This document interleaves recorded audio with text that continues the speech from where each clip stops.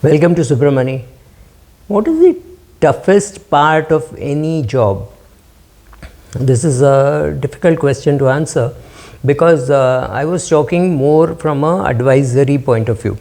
So, if you are an advisor, which is the toughest part of your job? The toughest part is one, communicating to the end client in such a way that he or she understands what you're saying, completely accepts what you're saying, and after listening to you, implements it exactly in the way that it has to be done. What am I saying? If you go to a doctor and the doctor says, get some tests done, eat this food, don't eat this food, etc., and come to me after a month. The patient does some of those things, doesn't do some of those things, doesn't get the test done on time, and again runs into the doctor somewhere socially after 45 days or 50 days and says, "Doc, I must come and see you." He goes and meets the same doc again without doing many of these things. You are really exasperated and you wonder what to do. In fact, I have a friend who is a gynecologist, and she says, after I tell them that they have to get all these things done, they don't do it. And I realize that to be a better doctor, I don't need so much of understanding what that person is doing, or rather pushing that person to do the things which she has to do. Like this, she's a gynecologist, so she deals with a patient for 9 months or at least 7-8 months. So she realized that becoming a doctor today means spending more time managing the patient's understanding, the patient's husband's understanding, and than managing the illness. Illnesses are more logical and easier to handle. But try telling a woman that she is unable to get pregnant because she is overweight or because she is eating wrong foods and she doesn't know what she is trying to do. It's very difficult. People think it's so basic, we know everything, right? So one, the unwillingness to listen. Second, the inability to understand. And these two will obviously mean poor implementation. Right now, there are some people who can't understand, to whom you can't explain, but you have to tell them that you must do this. It's very difficult to break into such people. So the first challenge, I have a friend who's a pediatrician. He says, my job is to keep the parents amused while the body cures itself. Right? So the human body is great. A lot of curing is self-cure. It cures by itself. I mean, once upon a time there would have been no cure for fracture, right? So obviously the bone would have grown back, but not in perfect sync. That would have created a lot of pain. All that is true. But somewhere it would grow and it would join. So maybe instead of taking 1 month as it takes now, it may have taken 1 year. We have now improved. We are now making sure that the bone is in perfect place, that it is tied, it is not allowed to move out of place, those things. But that is assuming that the patient listens to what the doctor says. The doctor says, don't move your leg, he should not move his leg. When you have an eye operation and the doctor says no splashing of water, he means no splashing of water, right? So getting the patient to understand what you're saying, getting the patient to do what you want him or her to do is a big challenge. Now you cut to financial services. You tell a person that these are the products, this is the mutual fund, this is what it looks like, etc., this is how you should invest. Suddenly he or she vanishes and then comes back to you after maybe 4 or 5 months and says, you told me to buy this product, so I bought this product. Then you pick up the product and you find that the person has bought a life insurance or a pension plan or something, and the salesman told him this is just like a mutual fund, right? So wrong implementation. perhaps wrong understanding, obviously wrong understanding. So in one class of doctors, in a class attended by doctors, I said I will recommend Templeton Mutual Fund and Fidelity Mutual Fund or things like that, and they were happy. They said you will not name a fund.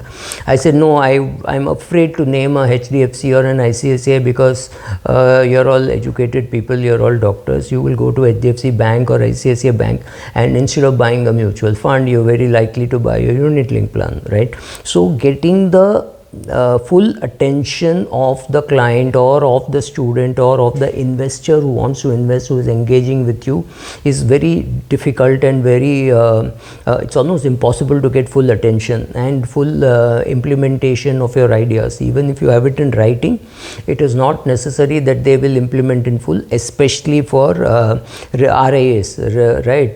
Because RIAs may not be doing the implementation. If I am an RIA, I would just say invest in these funds, and I would just walk out. Then to check whether their name in the PAN card, Aadhaar card, bank account, everything is properly synchronized, that they have nominated correctly, there is no spelling mistake in the name. Spelling mistake can't happen in the name because the name is picked up from the income tax database. You put the PAN card and it picks up. In case of a mutual fund, in case of a life insurance policy, mistake can happen. What kind of mistake happens? If your client name is Ramanan, if your name is Ramanan, chances are you'll get the policy in the name of Raman, because for Ramanan you have to pay attention. But when you have some headphones and all that, people make mistakes in giving you the wrong document.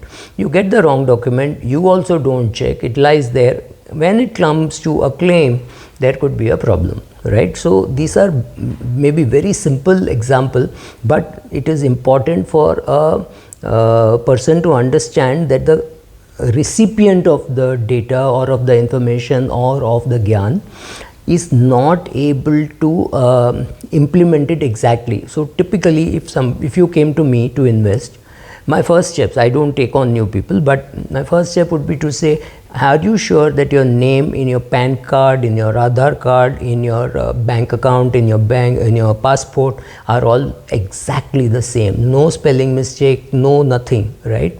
So first get that organized, then only you can start investing, right? So that is where you should start. Now take financial services. The client understands half and then implements 25%. So good quality advice is worthwhile. It is worth its weight in gold. But if you are not going to listen to the person, if you are not going to implement it the way it has to be implemented, right? That is the challenge. Then what is the use of getting good advice? The best advisor is one who can give the advice in such a way, whether it is palatable or no, and shove it down the throat of the customer so that the customer listens. Because one of the worst things you can do is after 2-3 years, after it becomes a mess, you say, I told you so. No, you didn't tell them so.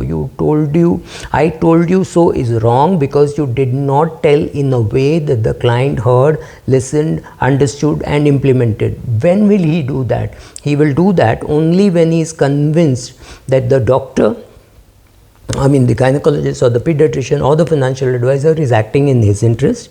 Of course, the professional is going to earn fees, but primarily the course of action suggested is not for benefiting the advisor, but for benefiting the patient or the investor, as the case may be, that he or she is going to benefit, that the person giving the advice has got good grasp over the subject, right? He's got good understanding of the subject, he's got good understanding of risk, he's got good understanding that it is a product which fits them, and therefore is being suggested, and therefore it should be bought.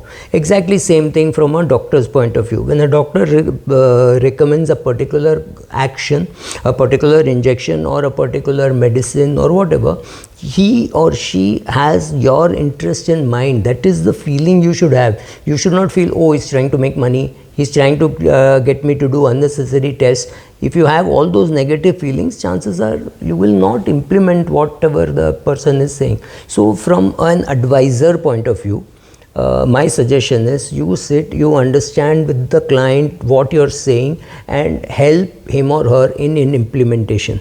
If you are an investor, my advice is sit with the investor, ask difficult, impossible to understand questions, because all the questions that you ask will be answered before you sign the check.